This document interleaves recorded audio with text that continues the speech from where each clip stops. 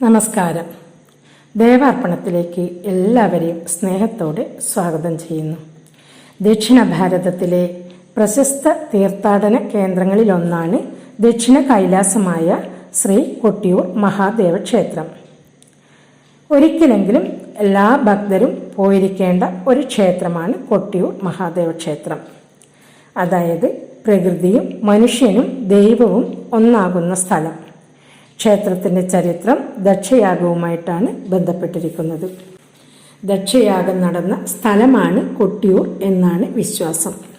ഹൈന്ദവ പുരാണങ്ങളിൽ പറയുന്ന ഒരു ഐതിഹ്യമാണ്, ദക്ഷ പ്രജാപതിയുടെ മകൾ സതി ശിവനുമായുള്ള വിവാഹത്തിന് തൃപ്തരാകാതെ ദക്ഷ പ്രജാപതി തൻ്റെ മകളായ സതീദേവിയും ശിവനും അറിയാതെ ഒരു സ്ഥലത്ത് യാഗം നടത്താൻ തീരുമാനിച്ചു.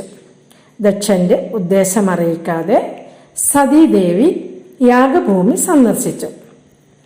പക്ഷേ സതിയുടെ പിതാവിൽ നിന്നും അവൾ അപമാനിക്കപ്പെട്ടു. വേദനിക്കുകയും അപമാനിക്കുകയും ചെയ്ത അവൾ തൻ്റെ യോഗശക്തി കൊണ്ട് ആത്മാഹൂതി ചെയ്തു. ഈ പ്രവൃത്തിയിൽ അസ്വസ്ഥതയും രോഷാകുലനുമായ ശിവൻ വീരഭദ്രനായി താണ്ഡവ നൃത്തം ആടുകയും ശിവച്ഛേദനം ചെയ്യുകയും ചെയ്തു. ശിവന്റെ ജഡം വീണ സ്ഥലമാണ് കൊട്ടിയൂർ ശ്രീ മഹാദേവ ക്ഷേത്രമായി അറിയപ്പെടുന്നത്.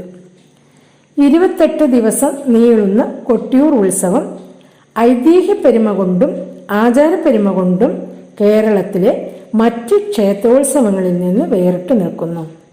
ഇക്കരെ കൊട്ടിയൂർ എന്ന നിത്യപൂജയുള്ള ക്ഷേത്രവും വർഷത്തിൽ ഉത്സവത്തിന് മാത്രം തുറക്കുന്ന അക്കരെ കൊട്ടിയൂർ എന്ന കാനന ക്ഷേത്രവും.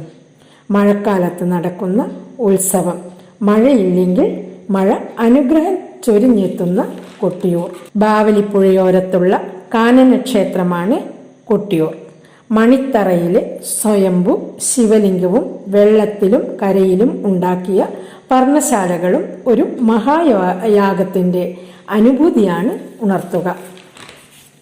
ബാവലിപ്പുഴയുടെ കിഴക്ക് ഭാഗത്ത് നിന്നെത്തുന്ന വെള്ളം ക്ഷേത്രമുറ്റമായ തിരുവഞ്ചിറയെ വലം വെച്ച് പടിഞ്ഞാറോട്ടൊഴുകി ബാവലിയിൽ വന്നു ചേരും. അതായത് പ്രകൃതിയും മനുഷ്യനും ദൈവവും ഒന്നാകുന്ന അപൂർവത കൂടിയാണ് ഈ കൊട്ടിയൂർ ഉത്സവത്തിൻ്റെ ഒരു പ്രത്യേകത. ബാവലിപ്പുഴയിലെ കല്ലുകൾ കൊണ്ടാണ് മണിത്തറ ഉണ്ടാക്കുന്നത്. 34 പർണശാലകളും ദേവീ സാന്നിധ്യമുള്ള അമ്മാറക്കല്ലുമാണിത്. നെയ്യാട്ടത്തിന് ശേഷമാണ് സ്ത്രീകൾക്ക് പ്രവേശനം. എന്നാൽ ബ്രാഹ്മണ സ്ത്രീകൾക്ക് പ്രവേശനമില്ലാത്ത ഒരു ക്ഷേത്രം കൂടിയാണ് അക്കരെ കൊട്ടിയൂർ. നെയ്യാട്ടത്തിന് ശേഷം ഇളനീരാട്ടവും സ്വയംഭൂ ശിവലിംഗത്തിന് മേൽ ആയിരക്കണക്കിന് ഇളനീർ അഭിഷേകം ചെയ്യുകയും ചെയ്യും. അതായത് കോപാകുലനായ ശിവനെ തണുപ്പിക്കാനാണ് ഈ ഇളനീരാട്ടം. ജൂൺ 6-നാണ് രോഹിണി ആരാധന. മറ്റൊരു ക്ഷേത്രത്തിലുമില്ലാത്ത ആലിംഗന പുഷ്പാഞ്ജലി നടക്കുന്നത് രോഹിണി ആരാധനയിലാണ്. അതായത് സതിനഷ്ടമായ ശിവനെ സ്വാന്തനിപ്പിക്കാൻ ബ്രഹ്മാവ് ആലിംഗനം ചെയ്തതിനാലാണ് ഇന്നും ആലിംഗന പുഷ്പാഞ്ജലിയായി നടക്കുന്നത്. മകന്നാൾ മുതൽ സ്ത്രീകൾക്ക് കൊട്ടിയൂരിലേക്ക് പ്രവേശനമില്ല.